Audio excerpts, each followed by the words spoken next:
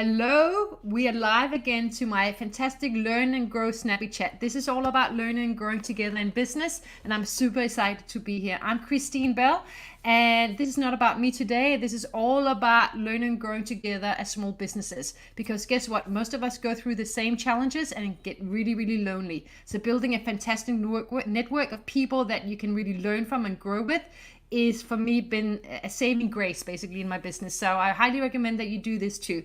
So with no further ado, I've got an amazing guest here today. His name is Avon. He's from Australia. He's Australian born and bred. He's a veteran. He's amazing at building his own business. He's super successful. He's all about technology and automating your business, which is completely something I need because this is not my strength. So with no further ado, let's bring on Avon. How are you, my friend? How are you going? Hello, I'm good. That was snappy indeed.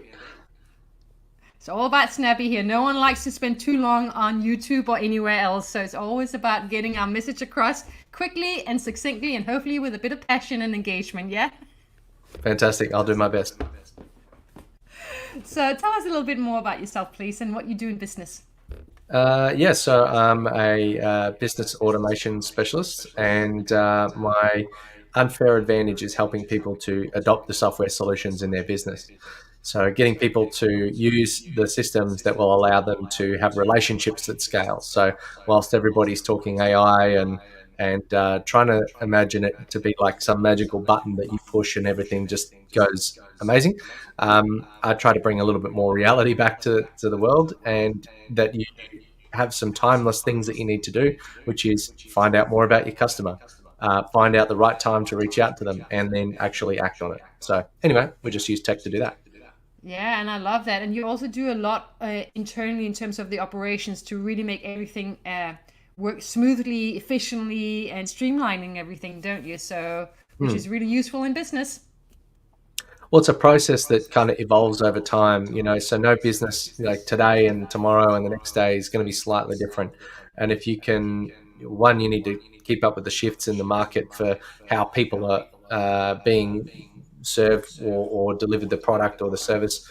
And in order to stay competitive, you've got to keep up with that, do better, go faster. If you just sit and did the same thing for like forever, you'd be irrelevant very quickly.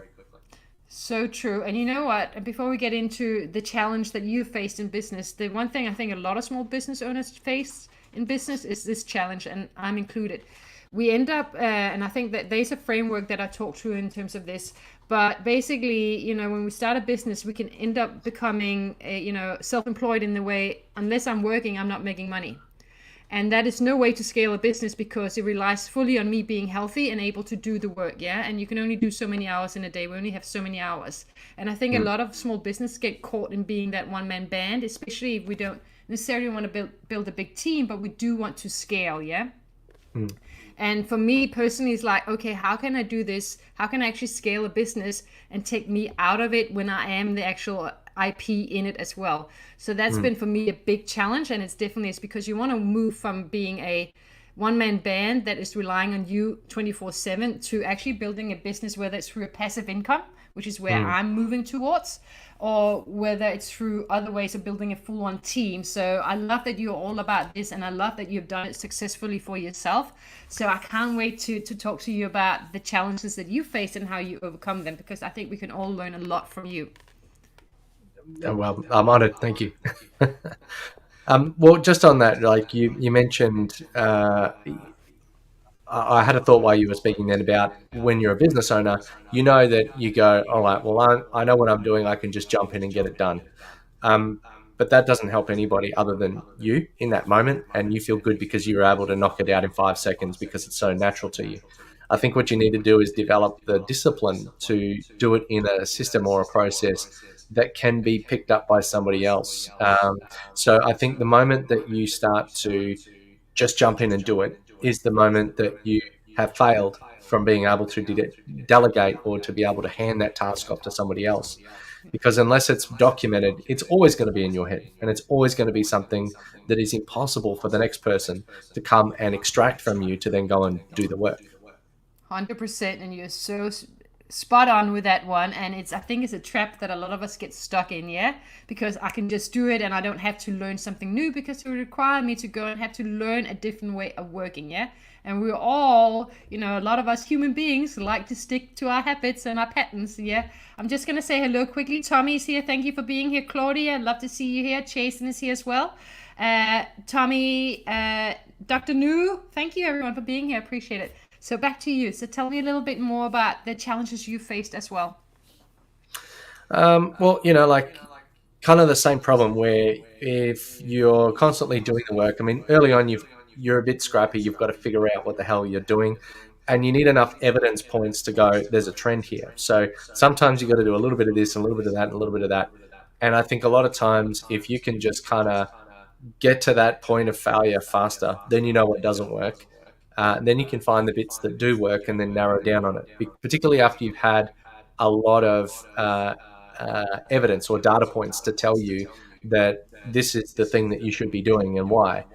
And once you've been able to do that enough times, you can start to formalize, well, there's a process and a structure. I think sometimes people come at life like it's a blank canvas, and it can feel very much like that if it's the first time you're doing something. But after you can identify a trend or a pattern, then you can do that thing. So, and we've definitely gone and chased every rainbow and tried to do every little thing. And then after a while, you start to notice, not only that either you can do it because it's in demand, but maybe that's not profitable, or maybe there's a lot of work that's involved. And then after a while, you'll find other things that maybe a little bit harder to obtain, but are very much worthwhile. And so maybe you should be going not after the easy wins, but after the big ones that are a little bit more sort of transformational for you and for the client. I'm talking in my context, but it's only by getting it wrong do you learn how to get it right. So the faster you can get it wrong to then get it right is better. And then once you've got more data points, and I know I'm kind of talking very much in generalities here, once you get enough data points, then you can go, there's a structure and there's a system and there's a process. And then you just go and refine until you have like a smooth oiled machine. That's when you can scale. That's when it's easy to bring other people in, no matter how complex it seems.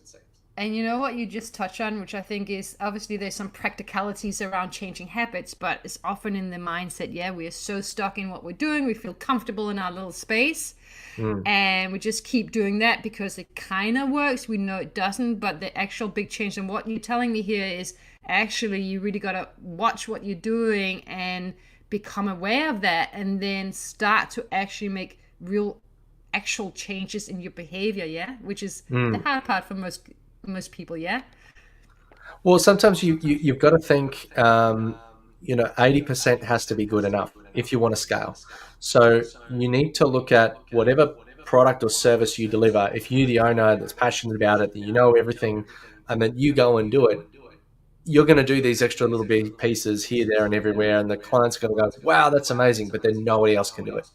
So you need to make the base core service so good enough that 80% is sufficient and or impressive. So even if some things are missed, even if some things are next done, because that person that you've hired that's not you is not going to come at it with the same passion. They're worried about, playing cricket on the weekend. They're not worried about, growing the bottom line as hard as you are. So their kind of average day has to be awesome for the client. Even though it may not be perfect, it's good enough. And then you can do that times 3 staff, 5 staff, 50 staff and scale it. But otherwise, good enough needs to be good enough. Otherwise, it's not going to, perfect doesn't scale. That is such a huge learning. I think we kind of know this. We've been told this many times. And yet, if we're stuck in our comfort zone, and we feel safe there, we feel we're doing well, it's that thing of being able to, bungee jump, and be willing to literally fail a few times, or be really scared of doing it, not knowing how to, and do it anyway. I'm teaching innovation at the university at the moment, and the innovation process is human design centered, human-centered design. And it's all about being willing to, one, have empathy and learn the data points, but also be willing to fail.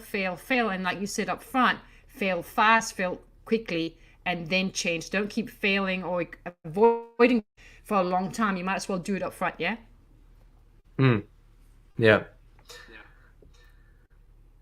Well, And I so think with that, sorry, you're going to say? I was just going to say, I think in terms of, I like the saying, jump out of the plane and build the parachute on the way to the ground. And I think in terms of doing that, I mean, it makes it sound like we don't necessarily know what we're doing with any client. I mean, there's two angles to think of this. This is when it's more on internal reflection. Whereas when you're dealing with a client, like I said, you know what works, you've built a pattern, and sometimes being able to deliver the client work is scalable because you've removed things from it and brought it back to the bare essentials. Sometimes you could have. I was listening to someone who creates courses the other day, and they thought, yeah, I'm going to create this amazing thing, and I'm going to do like 50 one-to-one calls, and they're going to be 2 hours long, and the customer, you might think, that's what really needs to be done because the client needs that information, and you want to give your 10 years of experience and really embed it. But sometimes they're like, I'm busy doing my everyday. I don't have time to do all of that. I just want to get to the good stuff. So how do you shred back everything that's extra fluff, maybe context that they don't really need, and just get to the thing that's going to get them the result faster, get them the good stuff without taking too much of their time. And that's such a big learning, especially if you are the IP and you want to share my 25 years of experience, yeah? It's like, well, Mm, actually, they don't want that many years of experience. They just want to condense down to exactly what they need, yeah? So they can mm, take action right now. I want to touch on something else because it comes back to mindset as well a little bit. So you probably have heard of this divergent thinking versus convergent thinking, yeah? And we mm. all seem to probably on a spectrum, but most of us are more divergent or we'll be more convergent in our way of thinking. Divergent is, big ideas, let's look at everything, joy, joy, Mm. joy, etc. And convergent is system and solutions and everything. And Yep. I've found I'm divergent. You can tell already by the way I'm sitting here, yeah? I'm fully divergent in how I behave, yeah? Mm. And how I think. I really need someone like you who is much more, let's get, streamlined, let's get to the solutions, let's actually come to a place where we can build it up. So I think there's something to be said for also understanding ourselves and knowing where our weaknesses are and how we can use other people. Like you, for example, it's a good match, yeah? You need both. Yeah, I often explain that a good partnership has that creative tension. It's like a dog and a person going for a walk. The person wants to stay on the path, and the dog wants to go everywhere and pull the owner. But by their powers combined, the owner gets dragged a little bit. The dog kind of stays path-ish, Yeah. and so together they actually have a better journey than if they would on their own. So I think in terms of, yes, you need that big thinking, you need something disruptive, you need to go to a new kind of thinking, like AI or, just different business models or things that Yes. challenge the status quo. Yeah. But then within that, you then need to create something that is can be streamlined, that can be refined, that can be improved. Because the big idea, you kind of got to start roughly sloppy in that direction, and then just get more accurate and more accurate and more accurate. Shed the weight and unnecessary materials. It's like every time someone's building a car, if there's a new model of car, the first year is the worst year to buy it because it's wild and crazy and new. The Yeah. second year, they've gone, right, let's fix every problem so that we stop getting recalls. That's the best time to buy it. Every year after that, now they're going, right, let's take a bit of metal out of there so we save a kilo. Let's take a bit of wiring out of there so we save some money. And that is then when they start going cheaper and cheaper and cheaper on the thing. Again, that's a perspective specifically for a car, but obviously you don't always just want to shred the quality out of it. I think sometimes you can do both. You can do quality and effectiveness and cost. But it's such a good point, and I think you just explained the innovation process in very few words really, really well. That's exactly what it's all about in terms of being willing to, you know, fail a bit, create something massive, and learn from it, and then you start changing the small things and start improving it. Yeah. Yeah, I'm just reading a comment in here from Claudia about taking the fluff out. So I've got an acronym for you. It's BLUF, bottom line up front. So if I'm going to write an article or write something to someone, I'll say in dot points at the top, this is the main points, and if you want to expand on that, you can look at this and then go and read that specific thing. So the idea is that we need to, in that creative process, is be efficient. Like disruptive innovation. I've done some studies around innovation as well, and you take 1,000 ideas, and it's got a structured process to it. So anyone who's doing, product design marketing or something like that, is they'll take 1,000 ideas, then they'll go look at them all and go, that one's crap, that one's crap, that one's crap. Let's filter down to a smaller list, and then we go, that one's not financially viable, that one's not, that one's not. Don't go to a smaller list again. Then let's do product research and build test prototypes and things like that. So there's even a process to innovation. There's a process to everything. Everything's Exactly, a pipeline. yeah. And we've got to be desirable, it's got to be feasible, and it's got to be viable from a business perspective. Now, from my perspective, I'm not necessarily looking to get a lot of employees. I would definitely like people to work with me, other business owners that I can hire in. But that's just because I'm passionate. That's my passion for supporting small business owners, because it's so important for me to have my freedom. I want others to have it too. Now, for me, this is also when I started my offer for small business owners, I had no clue what to offer.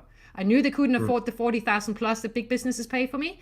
So I'm like, what can I offer? And guess what? I just started doing free classes in Sydney, and I just started presenting stuff with no offer. And I just went, what do you think? And then just by talking to people, I started figuring out what they actually paid attention to, where they go, oh, that fits with my business. This is what I'm struggling with. And that's how I created the offer completely out of nothing. Yeah. And now I'm like, well, I'm doing a one-man band job that doesn't work necessarily. How do I scale? Well, yeah, I mean, you've got to do that micro. Pardon? Sorry, there's an internet delay. You've got to do that micro testing. So throw spaghetti at the wall and see what fits. There's a fish farm in the Northern Territory, and I was listening to the guy speak, and they had these ponds, and the first thing they do is when they make a new pond, they got to test the water, and then I think he tested the water, but then there's still some other things like, will the fish survive in there? Because, is there enough oxygen? Is there enough, the right kind of minerals and nutrients and stuff?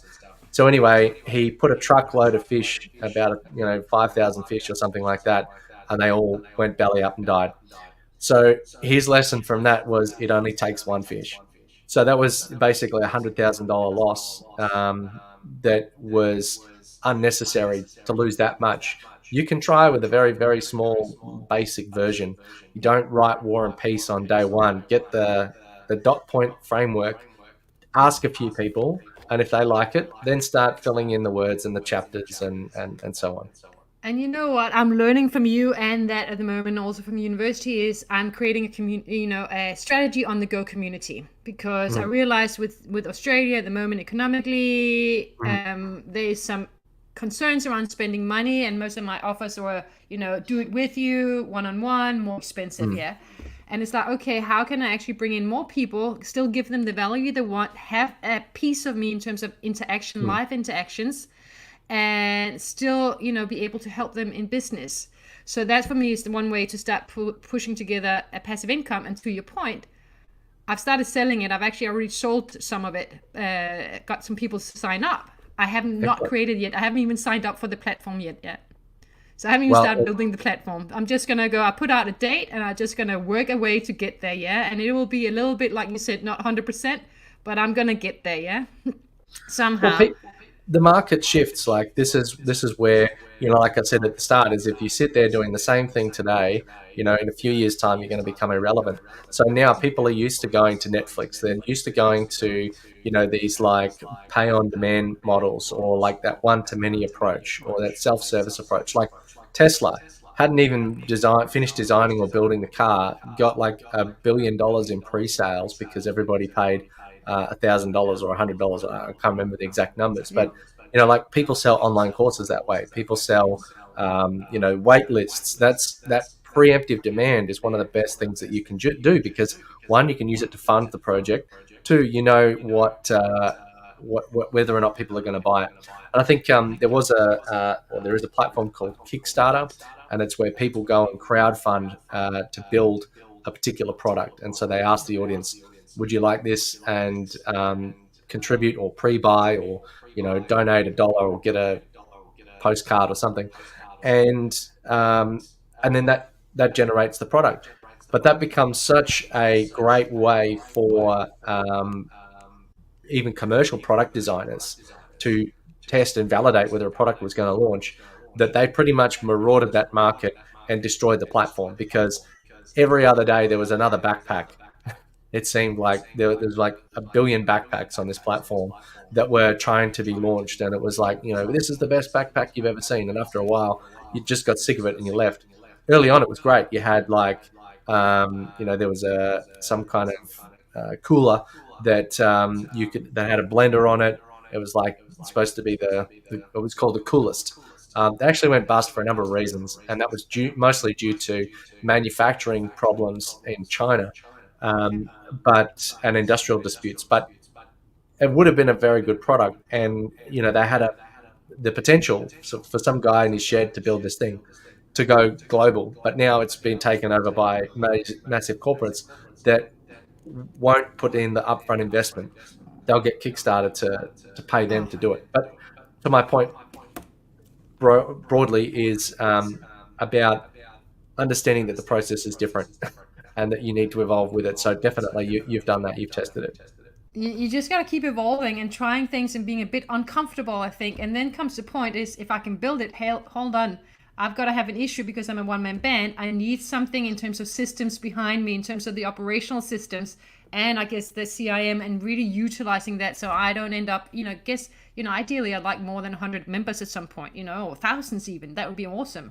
But I can't sit and write emails to every single one of them. I can't, make sure everything works easily and everything gets out to them on time. Yeah. So this is where we need operations and systems in place too. Yeah. Well, I think we can only really keep about 100 conversations in our head at any one time, and things start to drop off and fade out, and you forget things. And sometimes, like we've gone and followed up with people weeks and months later, and they're like, oh, yeah, totally forgot. I'm ready now. Like, because at the time, it was the wrong timing. But by just being able to write something down and come back to it later, or have a system, and again, it comes down to that discipline. Yes, you can have the software, but if you're not using it, you may as well it can't even really be a paperweight. It's not even good enough for that, because it's in ones and zeros in the cloud. So it's just a cost if you're not actually putting the information in. So if you have the discipline, you have a conversation, you open it up, you write a couple quick notes. Ideally, like I go and have meetings, and in the car I've got an app and I can pull it up and I can write something. And normally when I'm having 100 conversations, my team can pick it up, and I don't have to spend half an hour per client back briefing them on it. Yeah. So Smarter even if it's and just faster. exactly scalable, yeah. Scalable, exactly. Now, before we finish up, I want to touch on something, because you mentioned discipline a couple of times. And I know you're veterans. I know you come from the intelligence background, which I love, because that, it's amazing background to have. What have you learned about discipline? What has the military taught you about discipline? Maybe you already had it. You might have already had it. Some people like great discipline, but I imagine the military is pretty good at teaching discipline. Yeah, and I think, well, sometimes there's some traditions there, or maybe things are done because they've always been done that way, not necessarily good. I think discipline is just doing something repeatedly. So, like, one example is for 10 minutes every day, I'll do some language learning. So I've been learning a language on Duolingo, and I do it 10 minutes every day just before I go to bed without fail. And so I've done that for 1,609 consecutive days. So the fact that you even know how many days you've done it for, and that's amazing. That's discipline. It's gamified. It's got a little thing that pops up. But for 10 minutes every day, I did 1,000 days of French. Then I played around in a couple of other languages. But now I'm doing Hindi because we got the Indian office. So I want to be able to talk with them, or I can hear it, I can read it, I'm not fluent yet, but that's the goal one day. So wow. And how's it going? Can you say a few words? Do you understand them when you're over there? Are you picking it up? Yeah, I can listen to a conversation and know what's going on. I'm a little bit slower on saying things, but the point is discipline, right? You wouldn't get there without doing something a little bit every day. And you don't get a massive skill or a massively awesome at something without the discipline to do it a little bit every day. Like running a journey of 1,000 miles starts with a single step. So if you take one step every day, it's going to take you something like 20,000 days to get to. I don't think it's even that. I think it's 2,000 steps or something like that. Anyway, I did the calculation once, but if you know what the end result is, if you knew that you had to do 1,000 sit-ups in any time frame whatsoever to get six-pack abs, then you know what the goal is. You know I can do 5 or 10 a day, and you know that if I do that every day by X number of days, I'm going to get that result. It's not as cut and dry as that, but you know what I mean. Like it's easy to have a calculation. I know that if I have conversations with people, and if I spend 5 minutes writing notes, that at the end of 6 months, I'm going to have had about 1,000 conversations. And if 1,000 conversations translates to, 10% of that closing and creating business, then maybe what if I had 2,000 conversations or 3,000 conversations? Or what if I made each conversation 5% better by taking better notes? Or what if I made that even another 5% better by creating a follow-up task to go back to that conversation? So it's a lot of 1% changes, and that's what discipline is. It's not, running 20 kilometers a day. It's not anything like that. It's just a lot of little things on a regular basis. And it makes it more doable, yeah, because you're breaking it up. It's like you just do it for 10 minutes a day, yeah? Yep. Just keep doing it, which makes a lot of sense. Now we are going to finish up. Is there anything that you feel that the military has taught you in business that we can all learn from? Just as a final question before you share about what you're up to and how people can connect with you. And I just want to say hello to Aaron Gibson. He said, thanks for having me. We're very happy to have you, Aaron. No worries. So don't hesitate. Don't sit back and wait for things to happen. Take the initiative. Make a plan, formulate it, do a quick assessment, and then go. So just do. I love that. Just stop talking about it, stop thinking too much about it, and just start taking action, yeah? That's it. Love it. So thank you so much for today. I really appreciate it. It always goes too fast because I can keep talking, and you're so amazing to talk to. You got so much to share. How can people reach out to you? Obviously through LinkedIn. Is there any other way they can reach out to you? I know you've got a community. You do a lot of stuff on YouTube. So let's talk about that as well, because you give out, besides running your business and how many employees you got here and in India and everywhere, you also do a lot of knowledge sharing on YouTube. And so I don't know, what time do you get up and when do you finish? Or does it just go fast for you? I don't know. You do a lot. No, I don't work much more than the average person. I just work smarter, not harder. I get up normal time. I did taekwondo with the kids last night. I do put in a lot of effort, but I also have time that I can be in command of, that I can decide whether or not I'm going to work or go and do a personal activity or something like that. So to reach out to me, this is also streaming on YouTube, on my YouTube. So give me a like, a subscribe. Just go to Relevate, search that in the search bar, and then you'll find me. Other than that, I've got an online community, and there's links to it all from there. So that's probably the best place to start. I think the most important thing is scalable human relationships. That's where the value is. And I love it. We just show you T-shirt again. It says lift, Lift, raise, and lighten. So just tell us about it. We've been talking about this. What does it stand for? Lift, raise, and lighten. Because it's not about working harder. It's about working smarter. Yeah. Yeah. So you want to lift your profile. You want to raise your profits and lighten your workload. And you can do that by having effective systems, processes, and discipline. I love it. Thank you. Any last things you want to share? Otherwise, we're going to finish up. Thank you for everyone who's here. We got Tommy, Aaron, Claudia, Kim was here as well from the UK. Shafiq is here from the UK as well. So international, Dr. Nu. Fantastic. Thank you. Any last minute, any things you want to share? Otherwise, we'll finish up. No, that was great. Thank you so much for having me. You're welcome. I look forward to chatting to you again soon. So take care, everyone. Thank you for